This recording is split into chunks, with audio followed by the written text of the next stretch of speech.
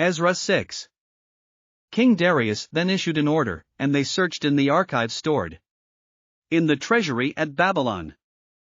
A scroll was found in the citadel of Ecbatana in the province of Media, and this was written on it.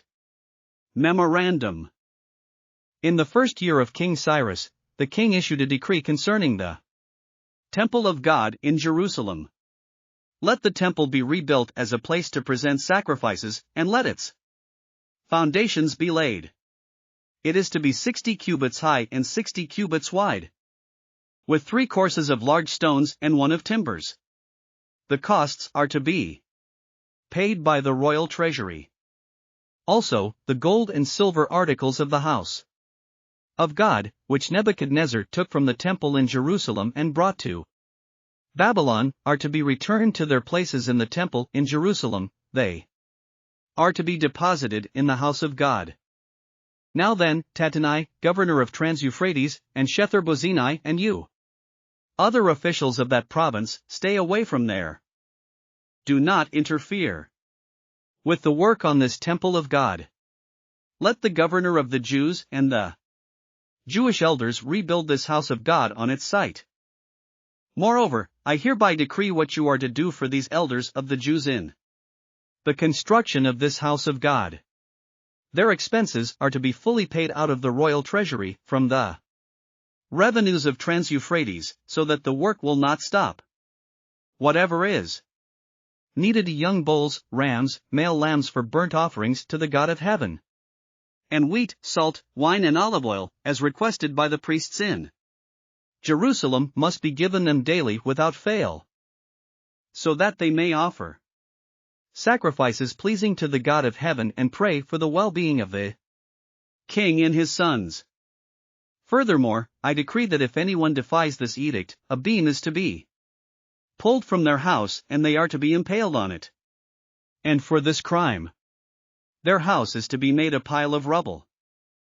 May God, who has caused his name to dwell there, overthrow any king or people who lifts a hand to change this decree or to destroy this temple in Jerusalem.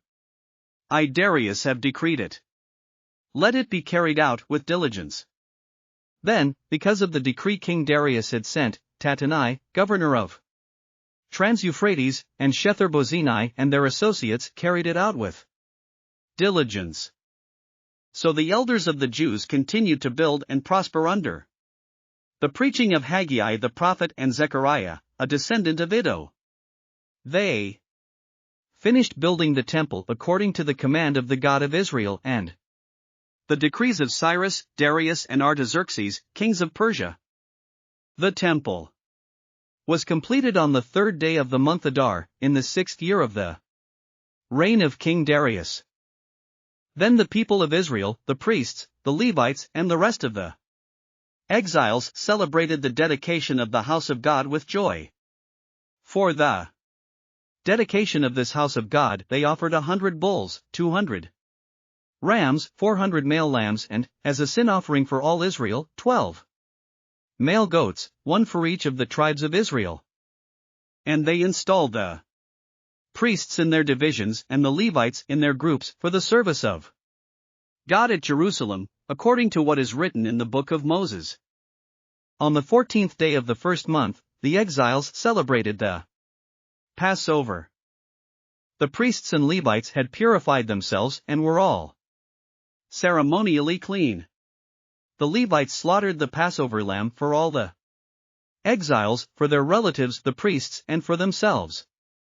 So the Israelites who had returned from the exile ate it, together with all who had separated themselves from the unclean practices of their Gentile neighbors in order to seek the Lord, the God of Israel.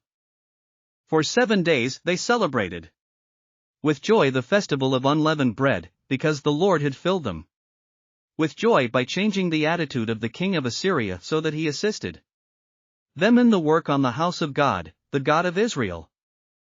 Thanks for listening to another chapter of the Bible. At My Faith Fuel, we believe a good coffee fuels your faith and energizes your day. Please visit myfaithfuel.com to explore our delicious coffee blends. Part of each purchase goes to training worshipers around the world.